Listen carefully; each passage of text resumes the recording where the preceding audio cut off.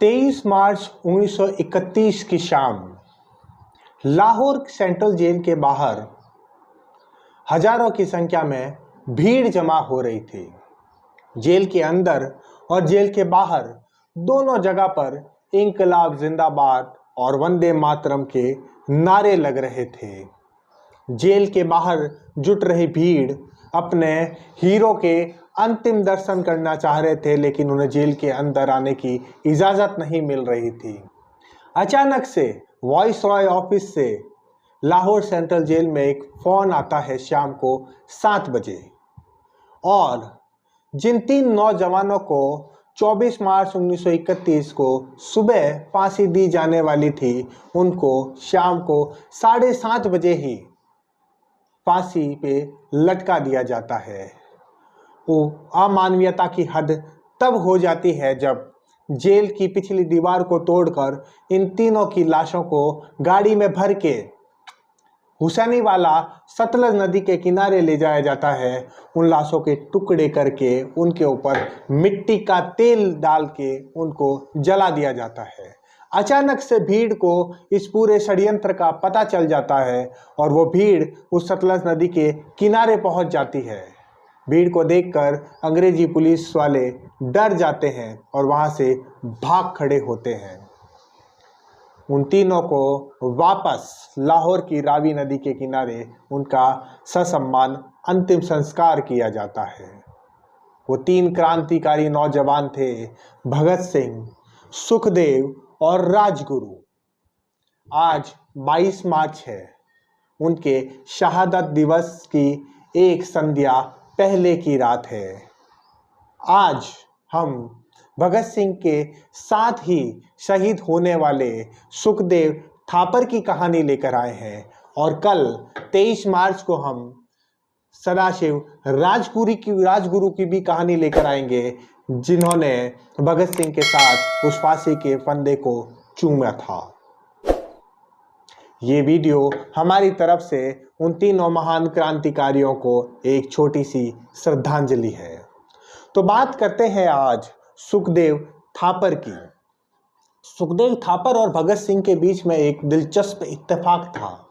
दोनों 1907 में पैदा हुए, दोनों पंजाब में पैदा हुए, दोनों ने एक साथ हाथ मिला के, कंधे से कंधा मिला के पक्की दोस्ती की और अंग्रेजों के खिलाफ क्रांति का आगाज किया, और दोनों ही एक साथ इस दुनिया को अलविदा कह गए। सुखदेव थापर 15 मई 1907 को लुधियाना पंजाब में पैदा हुए थे। उनके पिता का नाम था रामलाल और माँ का नाम था रल्ली देवी, लेकिन छोटी ही उम्र में उनके पिता का देहांत हो गया, तो उनके ताऊ अचिंतराम जी ने उन्हें पाला पोसा और पिता की तरह, एक पुत्र की तरह उनका लालन पालन किया। लाहौर की नेशनल कॉलेज में जब वो अपनी बीए की पढ़ाई करने पहुंचे, तब वहां पर उन्होंने एक स्वाध्याय मंडल की स्थापना की, जिसका काम था कि भारत के एक गौरवपूर्ण इतिहास की जानकारी प्राप्त करना और दुनिया में हुई अलग अलग क्रांतियों के बारे में जानना, ताकि उसके आधार पर एक नए विचार की उत्पत्ति हो और भारत के स्वतंत्रता आंदोलन को एक नई दिशा दी जाए।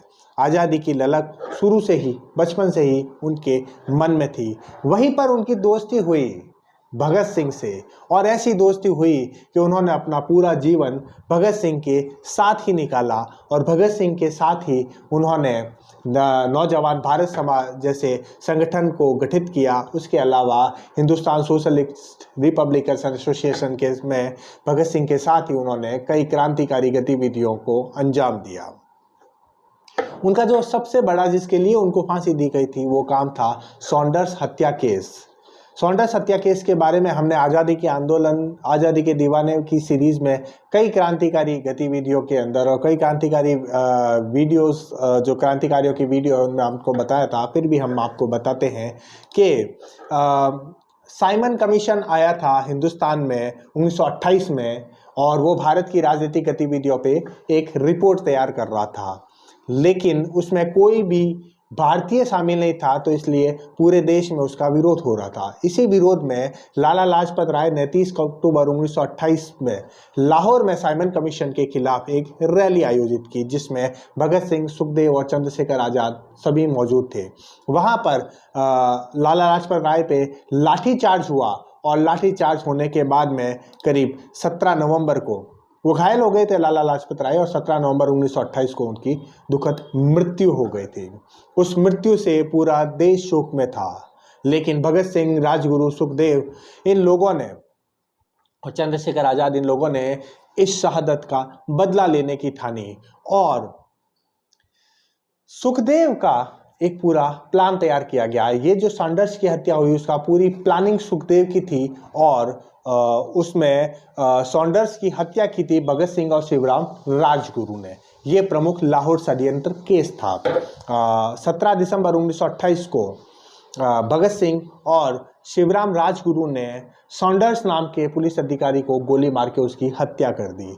एक्चुअली हत्या करनी थी स्क्वाड की, लेकिन गलत आइडेंटिफिकेशन होने की वजह से उनके एक साथी थे, उन्होंने गलत आइडेंटिफाइड किया पुलिस ऑफिसर को, तो स्क्वाड की जगह सॉन्डर्स की हत्या हो गई। लेकिन उस हत्या में भगत सिंह और शिवराम राजगुरु दोनों ने उनके ऊपर गोली चलाई।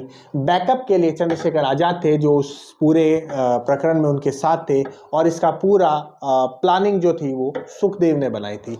तो यही लाहौर षड्यंत्र केस था, यही सॉन्डर्स हत्या केस था, जिसमें इन तीनों को फांसी की सजा सुनाई गई थी।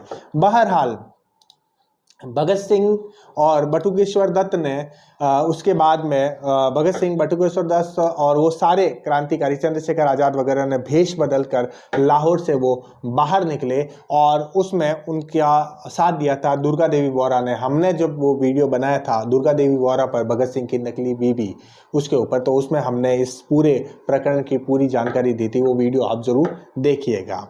आखिरकार वो कोलकाता पहुंचे और कोलकाता में उन्होंने बम बनाना सीखा, और उसका उपयोग उन्होंने किया था। भगत सिंह और बटुकेश्वर दत्त ने 8 अप्रैल 1929 को सेंट्रल असेंबली में बम फोड़ के क्रांति का आगाज दिया था, और वहां पर भगत सिंह और बटुकेश्वर दत्त की गिरफ्तारी हुई थी। ये पूरा भी प्रकरण हमने आपको बटुकेश्वर दत्त वाले वीडियो में आपको पूरी जानकारी दी थी कि किस तरह से ये पूरा प्रकरण हुआ था।